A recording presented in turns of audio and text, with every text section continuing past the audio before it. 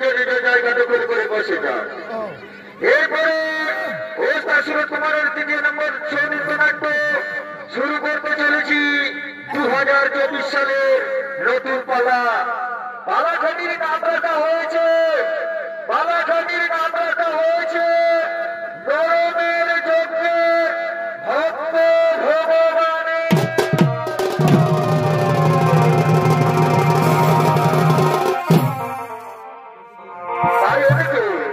তাই ওদিকে রাজা নহস সর্ববেশ ধারণ করে বনে জঙ্গলে ঘুরে বেড়াচ্ছে।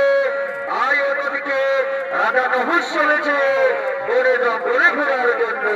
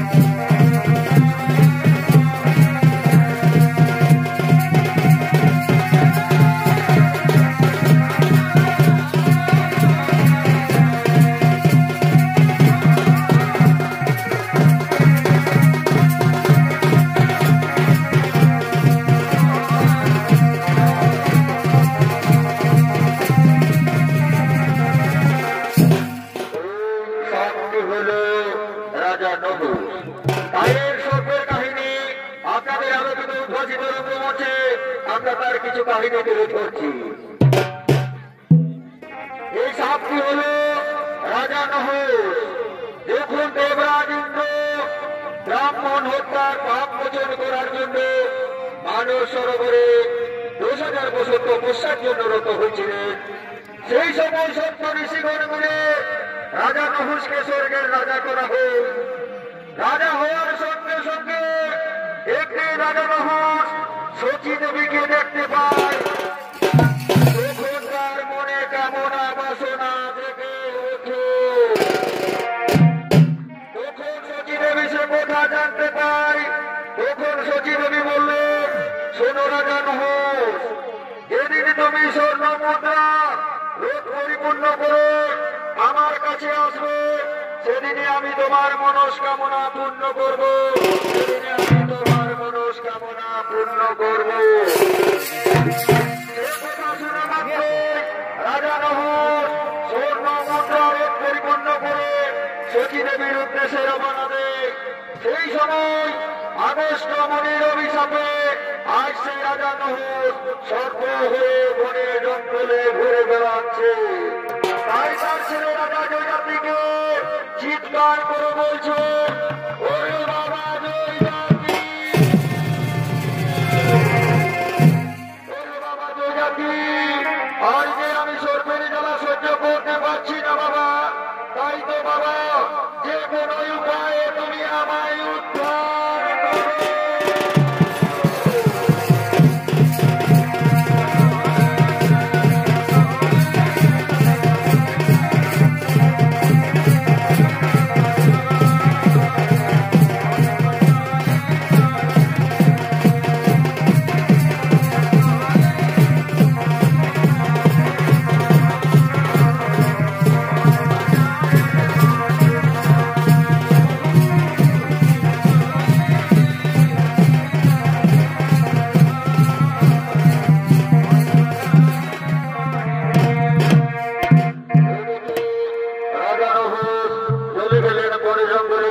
যাবার জন্য, আর ওদিকে বৈশিষ্ট্যমণি তার নিজ আশ্রমের দিকে আগমন করতে চলেছে।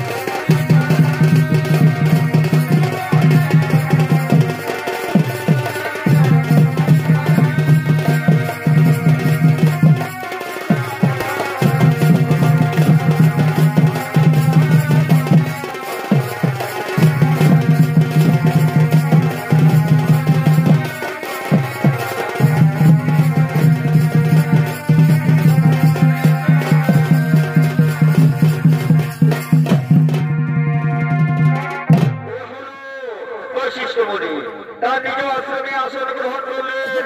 আর ওদিক থেকে নহুষের পুত্র যে জাতি রাজা তার গুরুদেবের চরণ দর্শন করার জন্য আগমন করতে চলেছে।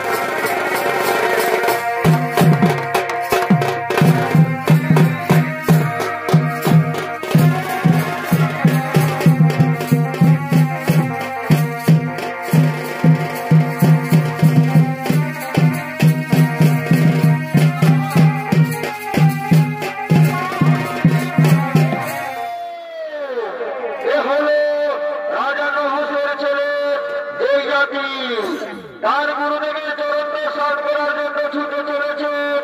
আর এই রাজা জাতির ভূমিকায় আপনাদের আলোকিত উদ্ভাসিত রঙ্গমঞ্চে তিনি ছেলে নৃত্যনাট্য অভিনয় করে দেখাবেন।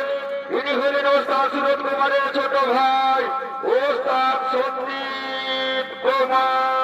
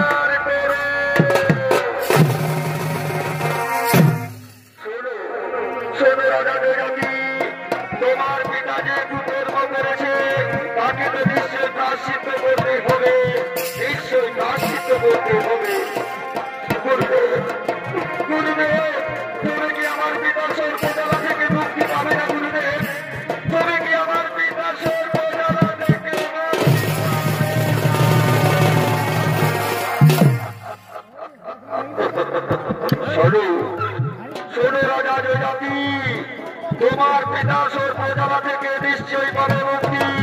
তবে তোমাকে একটি কঠিন কাজ করতে হবে, কঠিন কাজ করতে হবে।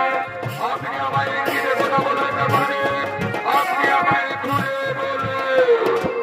শোনো শোনো রাজা জয়জাতি, তোমাকে যে নরমের যজ্ঞ করতে হবে, সেই নরমের যজ্ঞে যা সামগ্রী লাগবে সেটি লাগবে।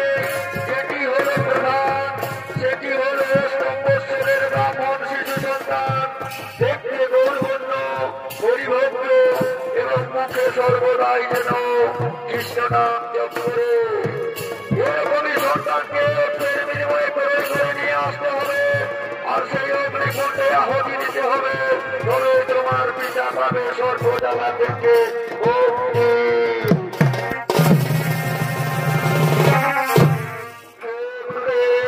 এরকমই সন্তান আমি অর্থের বিনিময়ে প্রবেশ করে নিয়ে আসবো, এরকমই ব্রাহ্মণ সন্তান আমি অর্থের বিনিময়ে প্রবেশ করে নিয়ে আসবো। ঠিক আছে রাজা জয়জাতি, আমি এখন আসি আসি আসি।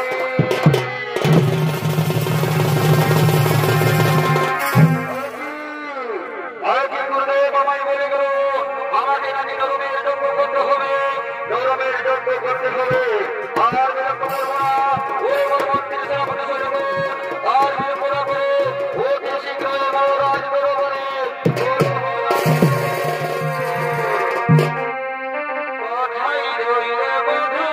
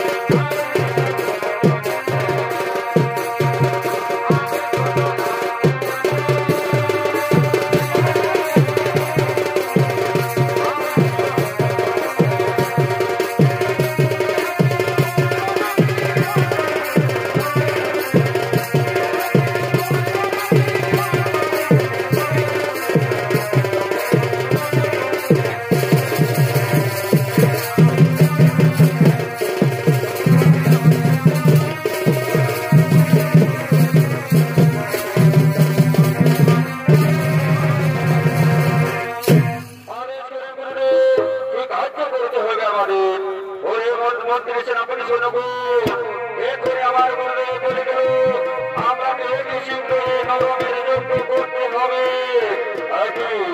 একই মহারাজ, তাহলে আমাদের কাজ কি? আপনি আমায় বলুন, আমি সেরকম করে করিব পালন। শোনো রে মন্ত্রী সেনাপতি সৈন্যগণ, তোমরা ছুটে চলে যাও, দেশ দেশান্তরে ছড়িয়ে পড়ো, যেখানে পাবে অষ্টম বৎসরের ব্রাহ্মণ শিশু সন্তান, দেখতে গৌরবর্ণ, হরিভক্ত এবং সর্বদাই যেন কৃষ্ণ নাম জপ করে। বিনিময়ে ক্রয় করে নিয়ে আসো আমার রাজ দরবারে। ঠিক আছে মহারাজ, আমরা চললাম দেশ দেশান্তরে ব্রাহ্মণ সন্তান খোঁজ করার জন্য।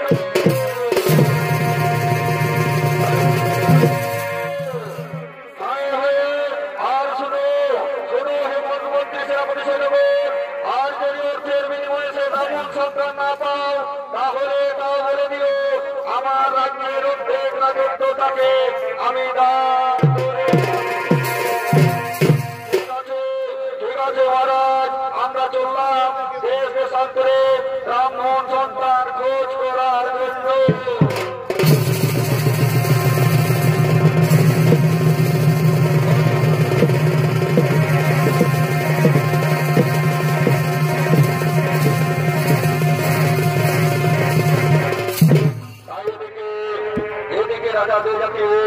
ভক্তের সেনাপতি সৈন্যগণ দেশ দেশান্তর চলে গেলেন ব্রাহ্মণ সন্তান খোঁজ করার জন্য। আর ওদিক থেকে দারিদ্র ব্রাহ্মণ ব্রাহ্মণী ও তার সঙ্গে 7 বছরের শিশু সন্তান কুষাধ্যক্ষকে সঙ্গে করে গ্রামে গ্রামে ভিক্ষে করার জন্য আগমন করতে চলেছে।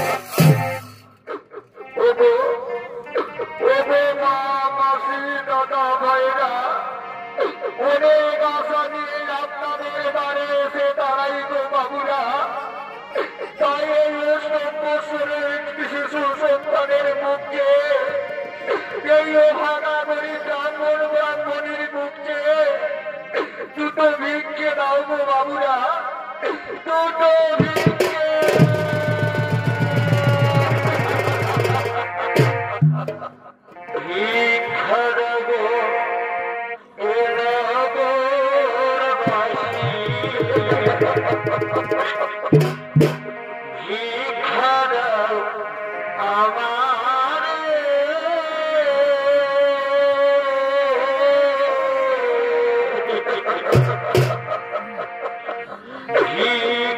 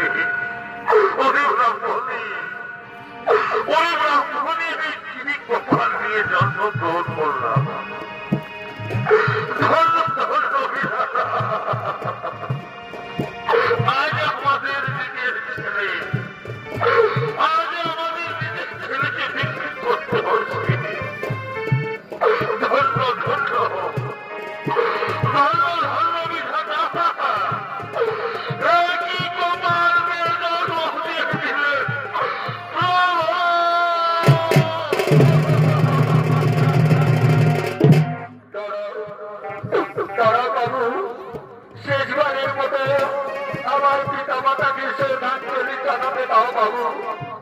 তারপরে আমি তোমার সাথে চলে যাব বাবু, তারপরে আমি তোমার সাথে চলে যাব।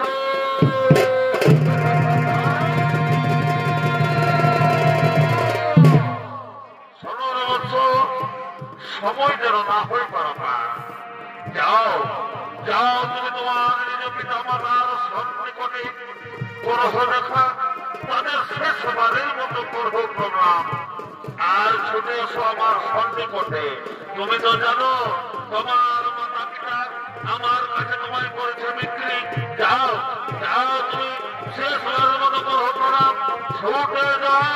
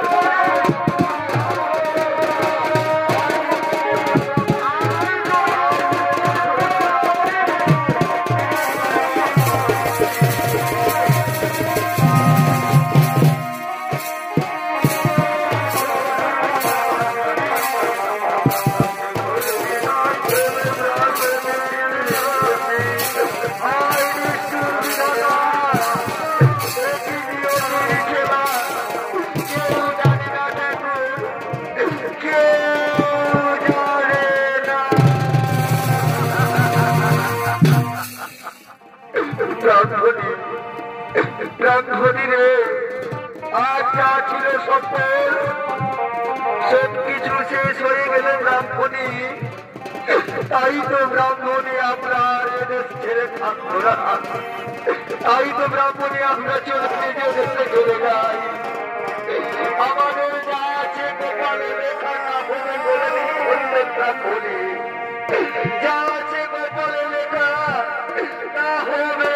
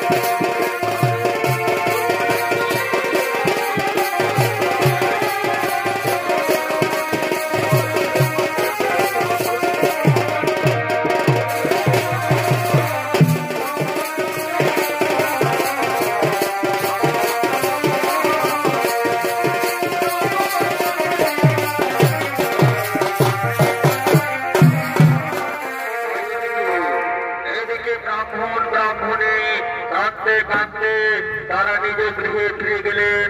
আবার ওদিক থেকে রাজা জয়জাতি মন্ত্রী সেনাপতি দলকে দেয়া নরমের যজ্ঞ করার জন্য আগমন করতে চলেছে।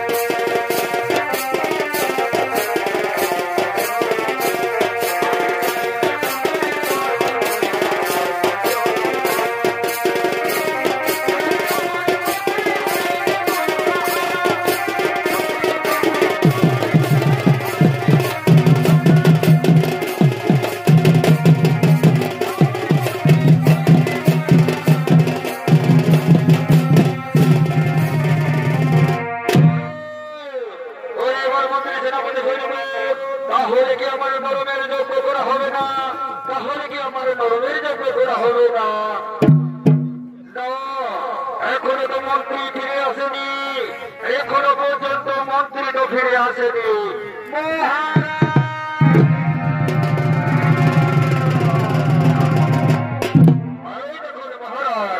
আমি ওঠে বিনিময়ে ব্রাহ্মণ সন্তান তৈরি করে নিয়ে এসেছি, ওঠে বিনিময়ে আমি ব্রাহ্মণ সন্তান তৈরি করে নিয়ে এসেছি। হ্যাঁ হ্যাঁ হ্যাঁ মন্ত্রীগণ, আর বিলম্ব করবো না, অতি শীঘ্রই আমরা নরমের যজ্ঞ সব করবো। আর করে নরমের যজ্ঞ এই ব্রাহ্মণ শেষে সন্তানকে আহত দেবে। আমার পিতাকে সর্বদালা থেকে গর্ব করতে, আমার পিতাকে সর্বদালা থেকে গর্ব করতে।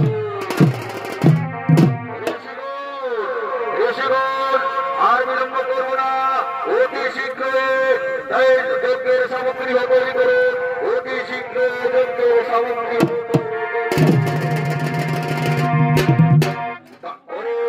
ওরে বাবা কুশান্ত, তোমার কি মনে কোনো শেষ ইচ্ছে আছে? মহারাজ, আমার শেষ ইচ্ছে বলতে তো মহারাজ কিছুই নেই।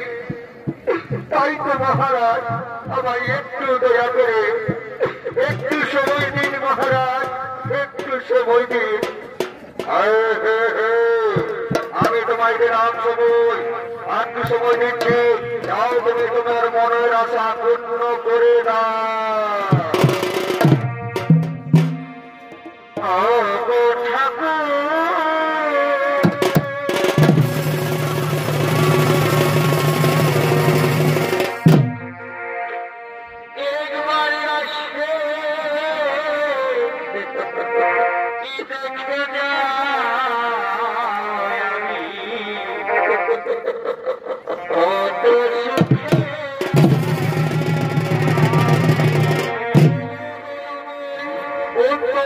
ভগবান শ্রীমন হুজুরের আজকে বড় সন্তানের তাকে যদি একটিবার সারাটা দাও প্রভু, তাহলে আমি আজকে দাঁড়িয়ে এই যজ্ঞ করলে আমার কোলে পুরে চাই হয়ে যাবে।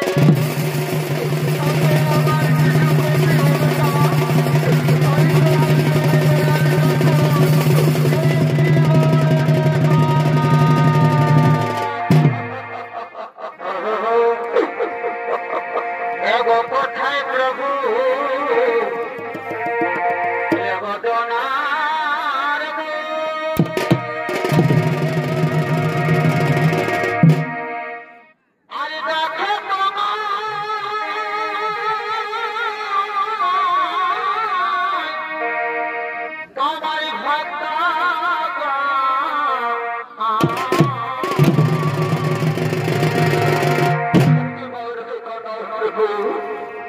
একটিবার দেখা দাও, একটিবার দেখা দাও। কোথায় প্রভু এগোদনা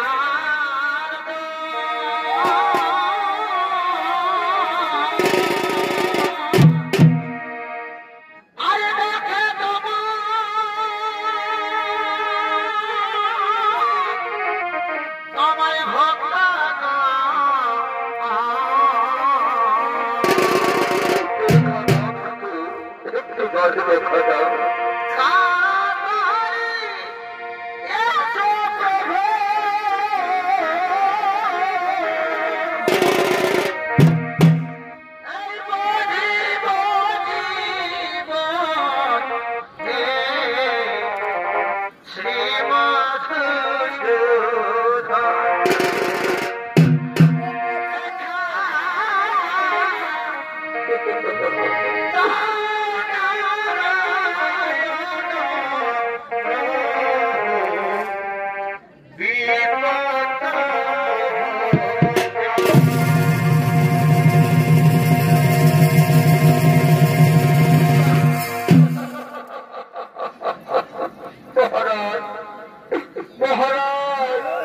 আমার সমস্ত ইচ্ছে পূর্ণ হয়ে গেছে মহারাজ, আপনি এর মজা ইচ্ছে তাই করুন, আমার সমস্ত ইচ্ছে পূর্ণ হয়ে গেছে।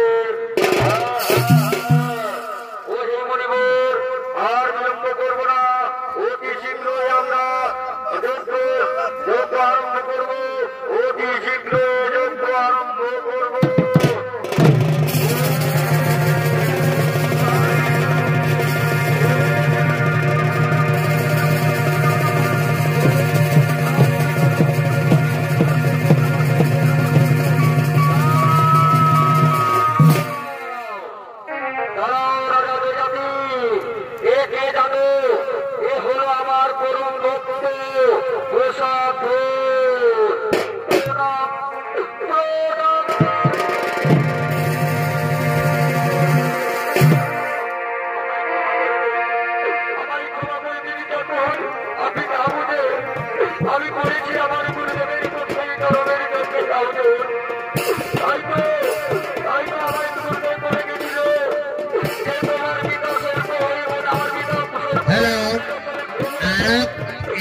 ভাই দেখল যাতে ভাই কেউ নেই ইয়া আরো একটা বড়া বাজার কর